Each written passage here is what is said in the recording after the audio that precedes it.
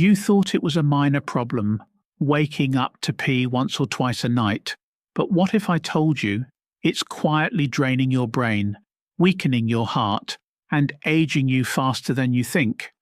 This is more than lost sleep. Nighttime urination, or nocturia, can silently raise your risk of memory loss, high blood pressure, and even falls and fractures. But here's the good news. In the next few minutes, we'll show you 7 simple habits that can help you sleep again. Backed by science, designed for people over 60, and easy to apply. Starting tonight. Habit 1. Stop water from becoming the thief of your sleep. What if I told you that your water, the thing we all trust to keep us healthy, could be stealing your sleep? That's right.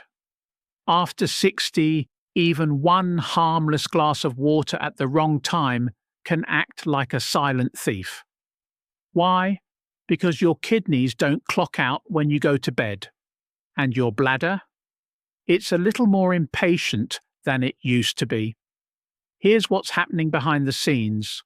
When you drink fluids too late, even herbal tea or just a few sips, your body keeps processing it while you sleep. When you enter deep rest, your bladder's already ready to sound the alarm. But this isn't just about waking up groggy.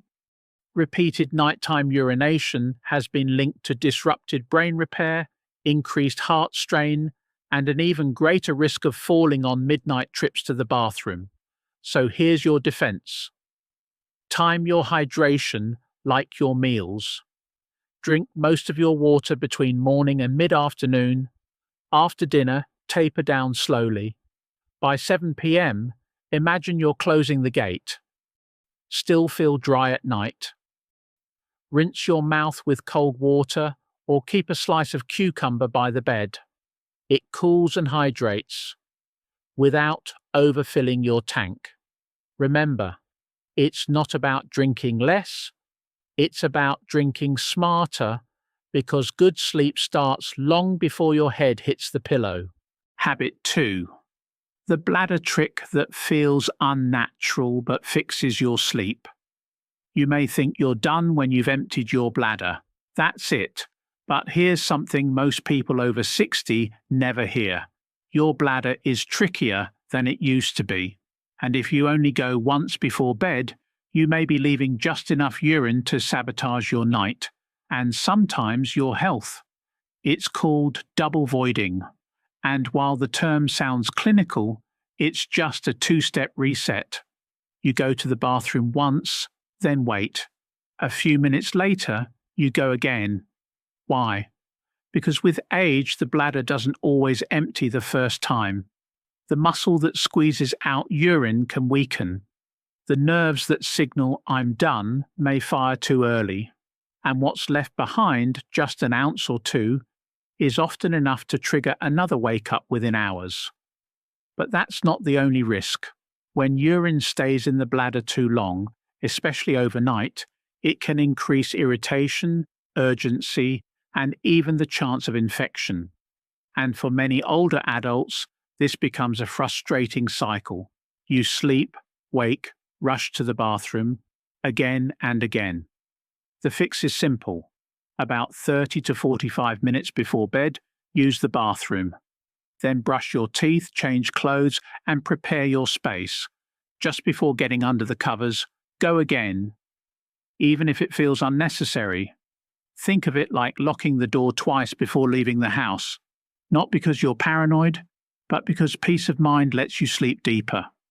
Sometimes the smallest second step makes the most significant difference. Habit 3. The strange bedtime trick. That has nothing to do with your bladder, but changes everything. It may sound odd at first. What do your legs have to do with your bladder? But the truth is, while you're going about your day, sitting, walking, standing, gravity is quietly pulling fluid into your lower legs. You don't notice it. Your shoes still fit, your knees still bend, but that fluid has settled like rainwater at the bottom of a bucket by evening. And here's what most people never realize. When you finally lie down, all that fluid doesn't just disappear. It flows back into your bloodstream, travels up to your kidneys, and gets turned into urine right when your body is supposed to be resting. That's why so many older adults fall asleep at 10, only to be awakened by their bladder at midnight. But a simple way to interrupt that cycle is to let gravity work for you before you sleep. Each night, about an hour before bed, elevate your legs, not just for comfort, but for circulation. Prop them up on pillows while reading, or rest them against the wall for 10 to 15 minutes while listening to soft music. No workout, no pills, just positioning. The goal is gentle drainage. You're telling your body, now is the time to release, not 3 a.m. Bonus tip. During the day, try wearing light compression socks to reduce swelling in the first place. They're not just for veins, they're for sleep. Because sometimes the secret to fewer bathroom trips starts in your feet, not your bladder. Habit 4. The seasoning that silently disrupts your sleep. Salt. It doesn't look dangerous, it doesn't feel heavy, but if you're waking up to urinate every night, it may be the most potent ingredient working against your sleep. Most people think of salt in terms of blood pressure. And that's true. But the more profound truth, the one less often discussed, is that salt controls how your body holds on to water. The more you eat, the more your body clings to fluid, not just in your bloodstream, but in your tissues, feet, and bladder. That's why a salty dinner, even if it tastes innocent, can trigger a chain reaction that lasts all night. You go to bed thinking everything's fine. But hours later, your kidneys are forced to flush the excess sodium. That process pulls fluid from your body and sends it straight to your bladder. Not at 8 p.m., but at 2 or 3 in the morning. And what's worse, many of the richest foods in sodium don't taste salty. Canned soups, sauces, deli meats, dressings, even that seemingly healthy frozen meal. The salt is hidden, but your bladder still pays the price. So here's your move. Make dinner the lightest, cleanest meal of your day. Season with herbs, lemon juice, garlic, or olive oil. Swap canned for fresh when possible. Don't just eat less salt, retrain your tongue to love less salt. And if you're not ready to cut back all at once, try reducing by 10% each week. Your taste buds adapt faster than you think. You may not feel salt harming your sleep, but your bladder does, and every night it speaks up. Habit 5. How stillness can keep you awake, and motion can set you free. You're lying in bed. You haven't moved for 10 minutes, but your legs still feel restless. Your back holds tension. Your breath hasn't softened. You're still, but you're not still. That's because your body, especially after 60, doesn't shut off like a light switch. It powers down in stages like an engine cooling after a long day. And if you go from dinner to TV to bed without any release in between, that tension stays locked in your muscles and your nervous system. And here's the part most people never realize, that subtle tension. It keeps your heart rate slightly elevated. It keeps your brain half alert. It keeps your bladder unsettled. The result? You fall asleep slower, wake up more often, and your body never truly sinks into the restful state it was designed for. But there's an antidote, and that involves pills, supplements, or complex routines, just gentle movement before bed. Not exercise, not cardio, just motion that says, I'm letting go now. Try this. A slow walk around your living room barefoot, a seated twist in your chair, 10 ankle rolls, swaying to quiet music, letting your shoulders drop. It's not the movement itself that matters, it's the signal it sends. Think of your body like a grandfather clock. You don't stop it by yanking the hands, you let it wind down, naturally, rhythmically.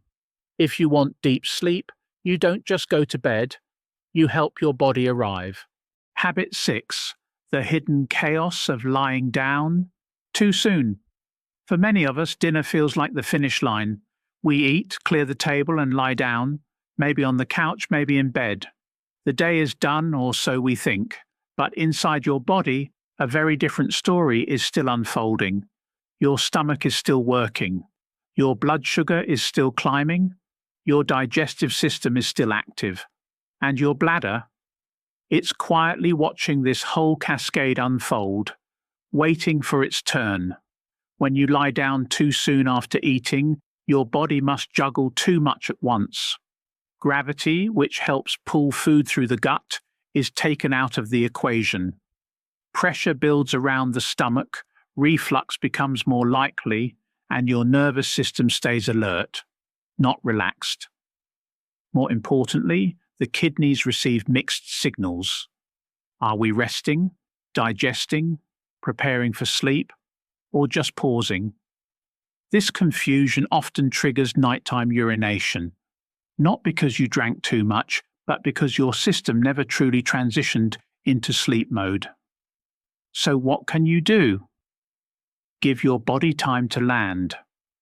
After dinner, stay upright for at least 90 minutes. Wash the dishes, step outside, sit in a chair with your feet elevated. Let digestion finish its work before sleep begins its own. Think of your body like an orchestra. If one section plays too early, the whole song falls apart. Sleep isn't just something that happens, it's something we allow. Habit 7. Become the observer, not just the sleeper. By now, you've seen that your nights aren't just about sleep, they're filled with signals. Your body speaks not in words but in patterns. The time you wake, the pressure in your bladder, the quality of your rest, the heaviness in your legs, the dreams that feel interrupted. But most people never listen. That's why one of the most powerful habits isn't physical. It's observational. Each night, become the observer. Keep a simple journal beside your bed. Record the time you fall asleep, the moments you wake, and what may have led up to them.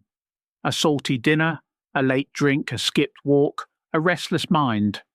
You don't need to analyze like a scientist, just pay attention like a gardener. Because every small note is a seed, and over time a pattern will bloom. You may notice that on days you move more, you sleep longer. On nights after wine or canned soup, you wake up twice. On evenings with music and leg elevation, you drift off peacefully. Once you see the pattern, you can shape it. Pro tip: use colored pens or small symbols. One for meals, one for wake-ups, and one for mood. In a week, you won't just track data, you'll read your story. The body doesn't shout, it whispers. This habit teaches you how to listen.